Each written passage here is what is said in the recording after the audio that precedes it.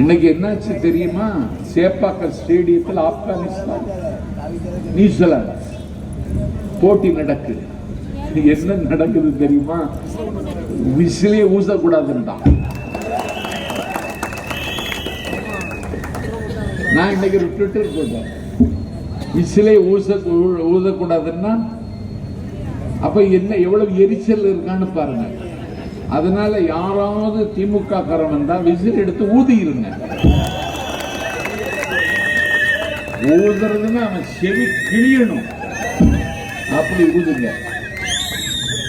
Whistle அதை சாதாரணமா நினைக்காத. யானையின் பிளிரல் ஓசையை விட விசிலின் ஓசை அதிகமானது. கயிறு கிடைக்கிறார்களே இந்த பெண்கள், அந்த மத்தோசையை விட விசிலின் ஓசை கனமானது.